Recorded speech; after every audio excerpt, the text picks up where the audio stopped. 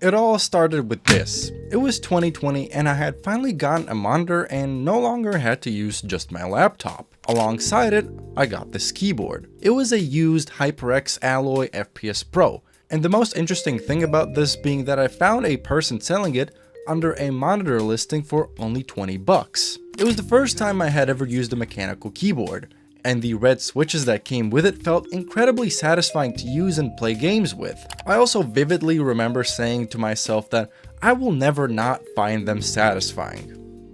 Man, I wish that could have been the case. But honestly, it was the case for a decent while. I didn't really think about changing or upgrading it, because it didn't make sense to me. The keyboard did its primary tasks and was good for other stuff that I used it for. But although I didn't yet form an addiction to keyboards, there was a different one that came into my life. Osu. Welcome to us.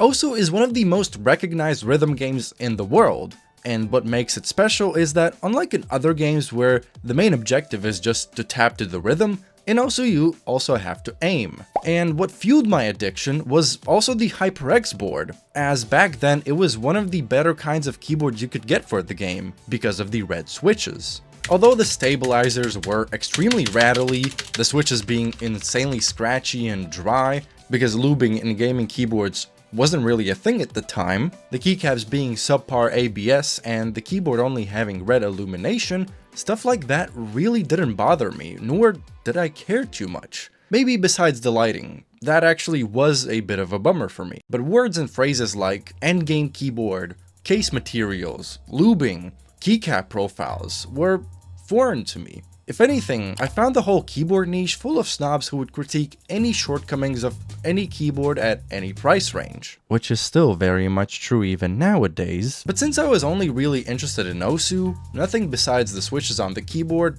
really mattered to me. Well, maybe the lighting. As I mentioned, I was a bit bummed out about the keyboard only having red illumination, and since my setup had evolved, the red color no longer fit my setup. So I was in search for something new. Luckily, the choice wouldn't be hard, as at the time there was one keyboard that almost every single top Osu player used and recommended almost unanimously. And since my only concerns over a keyboard were the switches and now the lighting, I went and got the HyperX Alloy Origins Core, the younger and sleeker and overall better brother of the HyperX Alloy FPS Pro. Although for the most part it was the same keyboard as the old one, the custom lighting effects and the better overall feel was for sure an upgrade. Not only did it feel better in Osu and regular use, it, in my opinion, drastically improved the look of my setup. But the main thing that I liked about the HyperX boards was just how nicely they felt specifically for Osu. Although at the time I didn't realize why that was the case, it was because of the aluminum chassis, which made for a sharper sound and feel, which I personally really liked and still do to this very day. But this still didn't start my keyboard addiction. However, I did start taking YouTube more seriously at the time, primarily making documentaries on a couple of Osu players that I found inspiring. And while making those videos and researching their journey, something did catch my eye and subsequent interest. Although when I started making the videos, most players still used the HyperX keyboard that I had, so nothing really changed. But with the turn of autumn of 2022, there was a new keyboard, and it was not only taking over just Osu, but the entire gaming scene as we knew it.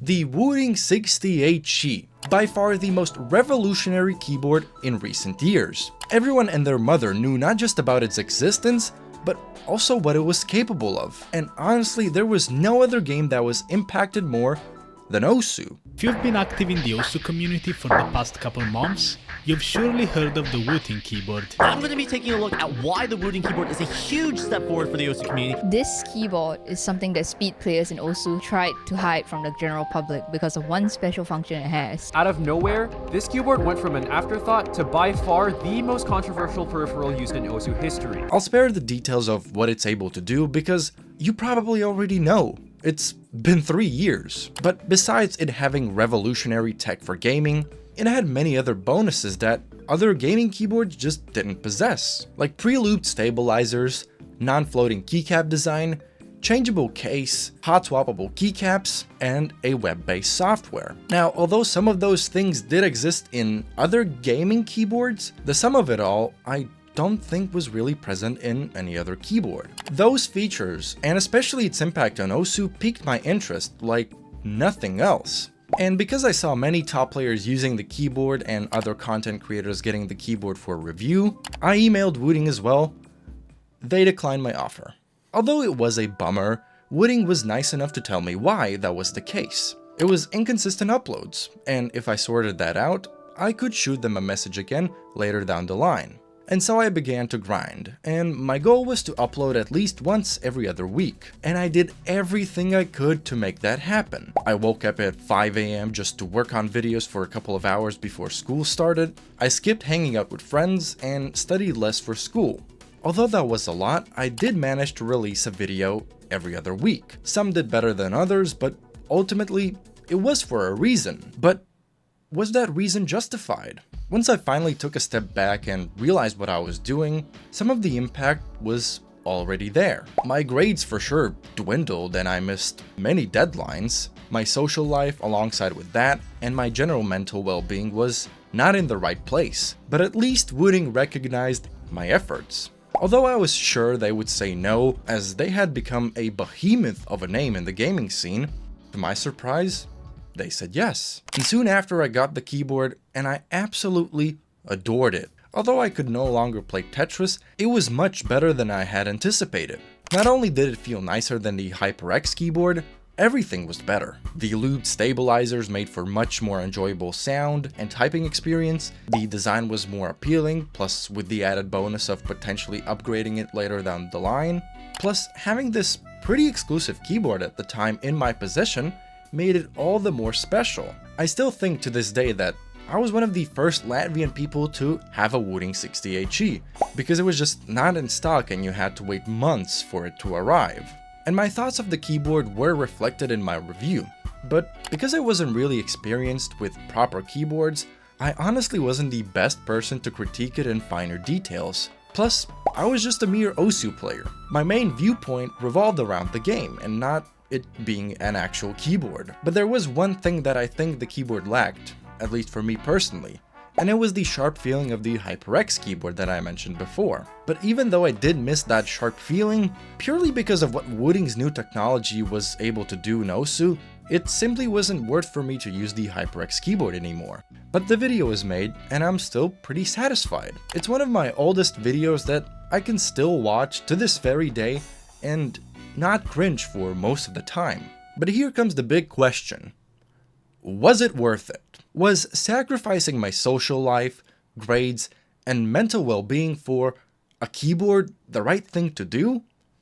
No, of course not. Because I grinded and many times forced myself to work on videos, it kind of ruined the joy of creating videos for just the purpose of creating videos. It felt like an obligation, and that reflected in my upload consistency. Even though I was free for the entire upcoming summer, I just didn't want to make videos. Honestly, the dedication for just a single keyboard made me feel burnt out. Eventually though, I did find the drive to make new videos, it just as quickly went away. And it's something that I still struggle with to this very day. But would I go back and change my ways? Also no. Although the experience did leave a major mark on me, I also grew from it. What helped me at the time was definitely having a therapist. I still occasionally wonder what went through her head when I was talking about the impacts of a single keyboard on my mental well-being. But definitely another reason why I wasn't uploading as much was I was entering the final year of high school, so that definitely had an impact on my free time and what I decided to do with it. But although I wasn't making any new videos, I did make my first custom keyboard. What the Wooting 68G also did to me was make me go down the custom keyboard rabbit hole. I learned about the many shortcomings of the 68G and I tried to combat them by making my own keyboard. And this is where the addiction started. It wasn't anything special, it was just a Gamakey LK67 kit with some silicon dampening, gateron black switches, and some random ABS keycaps I found at a local store. In terms of typing, feel, and the looks, it was better. Plus, I could finally play Tetris again. But the performance of the Wooting in games was just simply no match. So I got interested in potentially customizing my Wooting 68G.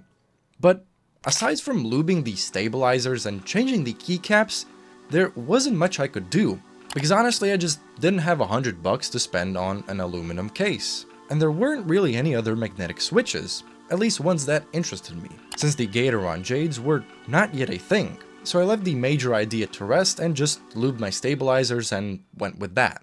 But it turned out that my Wooting review was really appealing to many keyboard companies. Although most didn't interest me because those weren't magnetic keyboards, there was one email that stood out to me, and it was from Akko. And since by now I had been sucked into the custom keyboard rabbit hole, I did recognize their name. I had seen many videos praising their keyboards and their quality, so I was definitely intrigued, because not only did it look super unique with its city-inspired designs, but also looking at videos of the keyboard, the sound was just as good.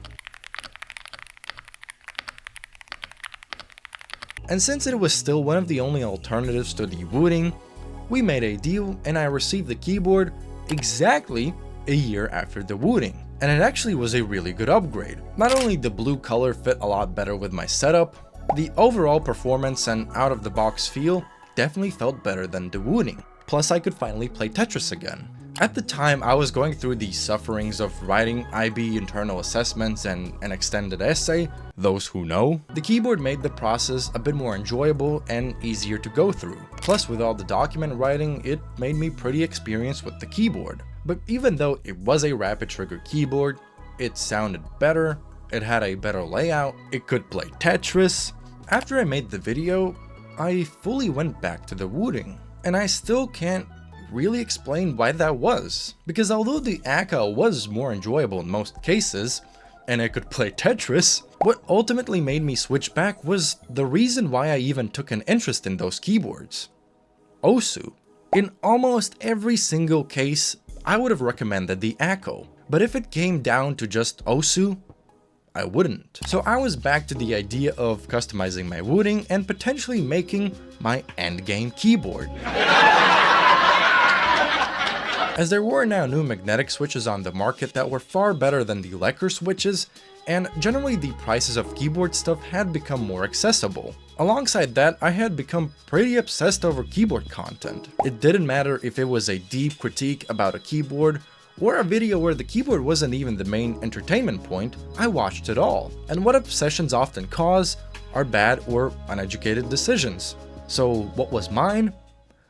Another keyboard video. This time it would be the Backspace OASIS75, a relatively unknown keyboard even now, but one that has some of the best specs I've seen to this very day. However, by now there was a noticeable pattern. Anytime I decided to make a dedicated keyboard video, something happens. And I don't mean that in a good way.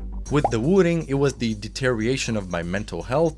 With the Akko, it was the multiple deadlines that I had to follow, not just with the keyboard but in school, that made me feel pressured and also took a toll on my mental health. But surely now that I had finished high school and no major stress sources were in my way, it should be smooth sailing, right? Well, I did graduate high school, but during my graduation party, me and a friend of mine decided to have an arm wrestling match. And because we were both pretty similar in strength, my bones gave out before anything else. Now, this is not to say that the keyboard caused this, it was just purely my stupidity, but it is a funny coincidence. At the time, I was pretty embarrassed by the way in which I caused the accident, that when I informed Backspace about it, I told them that it was a sports injury. I mean, I wasn't lying, I just wasn't saying the entire truth. Luckily, they were very understanding and allowed me to recover and delay the video. While my arm was recovering, I wasn't able to play OSU, or really anything that couldn't be played with a controller. So I also had a lot of time to just think about keyboards. And it hit me. The Oasis keyboard uses magnetic switches. What if I just...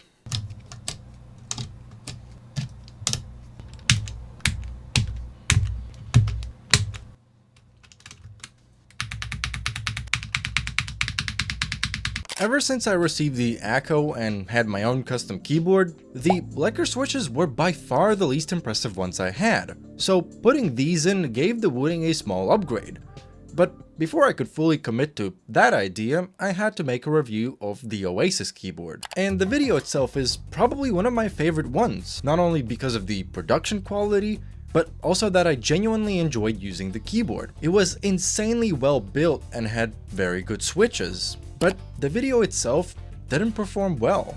To this day, it hasn't even reached the 1000 view count, and I suppose it's probably because people had seen enough of rapid trigger keyboards, or keyboards in general, and the Wooting ADHE existed, which overshadowed almost all of the competition, unless it was some very cheap budget-oriented rapid trigger keyboard. And honestly, the Oasis isn't cheap, so for those and probably many other reasons, people just weren't that interested in the keyboard. Although views aren't and definitely shouldn't be everything, the poor performance did take a toll on my mental health once again. And it made me rethink whether or not I want to make any more keyboard review videos. And honestly, I don't think I want to. But that didn't stop me from thinking about keyboards, especially the Wooting. Now that the video is out, I replaced all of these switches on my Wooting with the ones from the Oasis keyboard. And it really was a proper upgrade. And if you're wondering what happened to the Oasis keyboard, it kind of broke and still doesn't work properly to this very day. The main difference between the Leckers and the Black Jade Pros that came with the Backspace keyboard is that the bottom is open on the Leckers and closed on the Jades. This makes for that sharper and poppier sound that I really enjoy. And this was the closest thing I was able to get to the HyperX keyboard sound. But my Wooting was still missing the aluminum case, so I wasn't able to get quite the sound that I wanted to. But I would come close to it, because around this time I received the Yunzii RT68. But it wasn't for a full-fledged review. It was for a small segment in a completely unrelated video. You can also find the dynamic keystroke settings.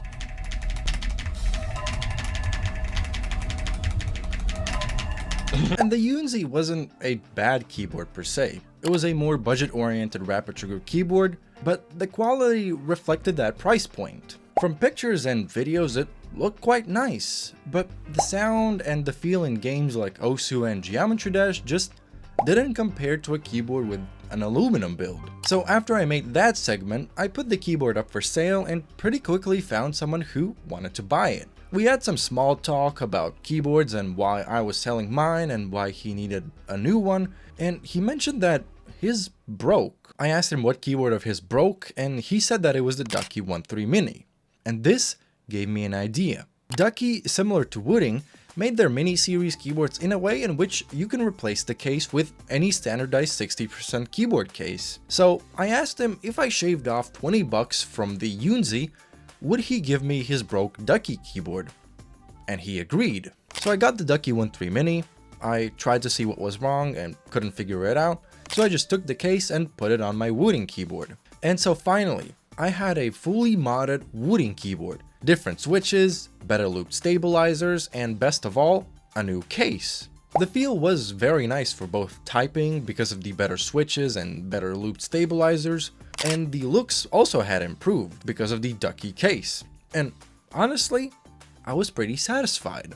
But the thing about keyboards, you really aren't ever satisfied. And this is the main problem anyone faces when they search for the so-called endgame keyboard. You fail right when you start thinking that it's possible. It's not.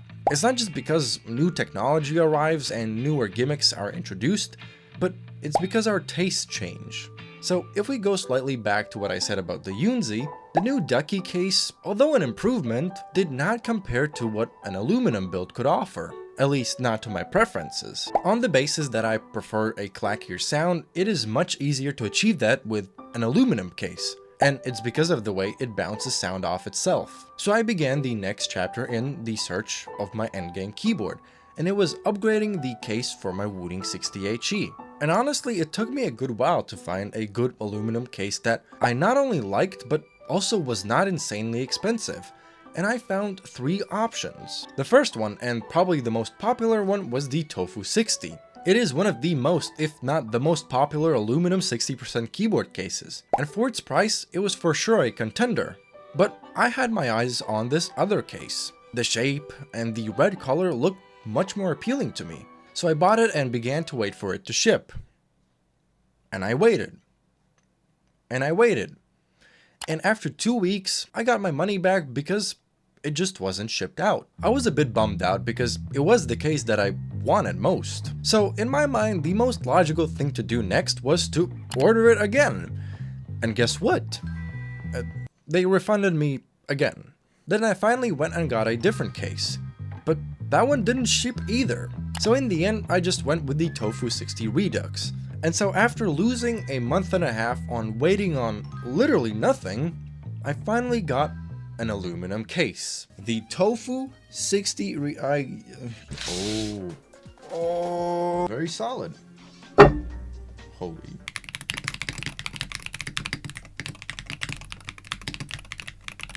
I honestly was very much satisfied with the keyboard. It matched my setup very well, was very sleek, incredibly sturdy, and very good for typing and OSU. So that should have been it. It should have been my endgame keyboard. After all, it had everything I wanted. An aluminum build, closed bottom magnetic switches, and consequently rapid trigger. Well, there were two things missing. I did joke about the other keyboards being able to play Tetris, and although I am well aware that you can change the keybinds, the joke was more about the format itself. Although in most cases the lack of arrow keys and the F-row wasn't an issue, the absence of them was definitely felt whenever I switched back to the Wooting. And the other thing was that, although I had everything I wanted for the proper clacky sound, it wasn't fully there. It just didn't sound the way I wanted it to sound. Maybe it was too much or too little foam, maybe it's the switches, or maybe even the case. It just didn't sound or feel fully right. One of the solutions I had in mind was the Wooting 88G, but if I wanted to get a potentially clacky sound, I would have to spend $285 if I ordered just the plate and just the case. I just don't have that money to splurge on a keyboard that isn't even a full keyboard. Not to mention that I had just bought the Tofu 60 Redux and built a whole separate keyboard as a birthday gift for my girlfriend.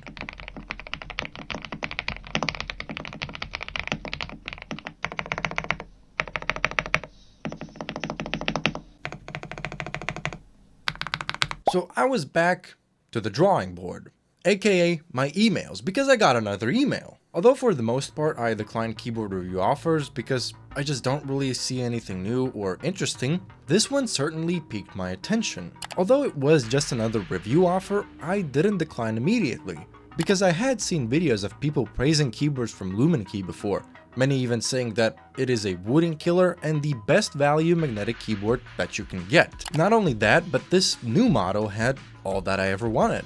An aluminum build, closed bottom magnetic switches, and a Tetris compatible layout. And because of all of that, I took a chance.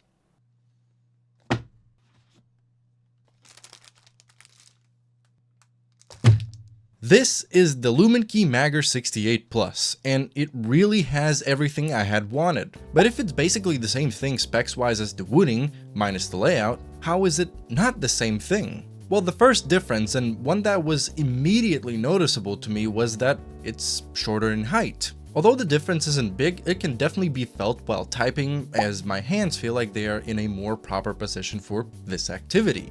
This also translates to OSU play, as having your hands being lifted up more is a bit more strenuous in the long run, and in general it is harder to control your fingers when they're lifted higher up. So not only is the other case less comfortable, but it's also kind of worse, ergonomics wise. But this can also be different from person to person, and that's the whole thing with custom keyboards, it's all preference. But because I've been having thumb problems for the last 4 years, this height difference is a pretty nice pain relief. Then there's the layout. Although it's almost the same with the Magger being a 65% keyboard, the extra buttons, and especially the arrow keys, make a big difference. Again, it is possible to access those buttons on a 60% keyboard, but those are hidden under the function button, and sometimes having those buttons separate, especially arrow keys, is just much more convenient, especially for Tetris.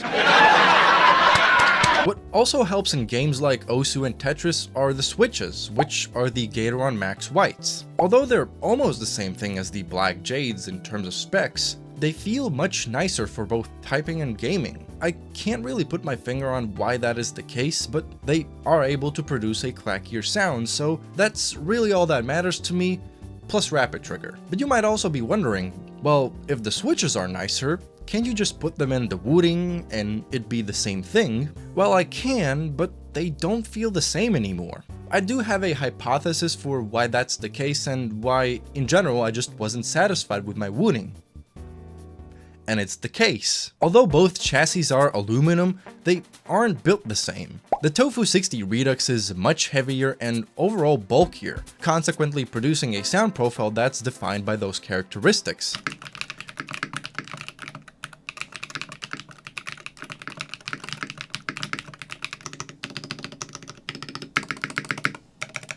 Also, in terms of padding, I have used both the Wooting foam and the one that came with the case, and there's little difference, and both don't achieve the clacky sound. On the other hand, the Luminkey case is a lot smaller, thinner, has less space to fill out, plus the keyboard comes with a silicone mold that is specifically made for the PCB, making for a tighter fit and a much sharper sound because of it.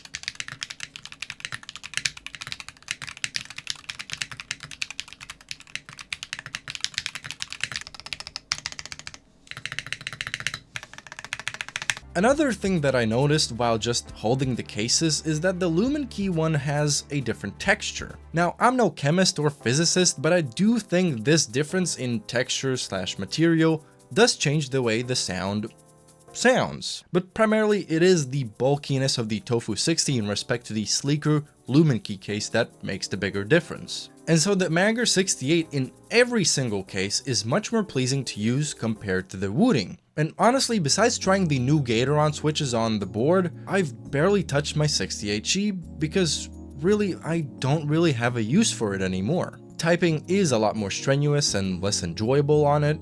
OSU is definitely not as nice, and in general, I'm done coping with the 60% layout, as I do use the arrow keys quite a lot, especially while programming. And although now I probably know why the Wooting doesn't sound the way I want it to sound, I am done with that forsaken keyboard, especially now that I have a keyboard that has fixed everything that there was to fix and improve in other areas. Not to mention that if I added up the theoretical costs of my aluminum Wooting, for that money, I could have bought 2.5 Magger 68 Pluses, which already gives me a headache just to think about. It has helped me eliminate the itch to get the best rapid trigger keyboard, because well, it kind of is, for me at least. Although for me personally, all that really matters is whether or not the keyboard has rapid trigger. It is also assuring to know that it has 8000 Hz polling rate compared to the Wooting's 1000, and it also has the cheater functions like Rappy Snappy, SOCD, DKS, which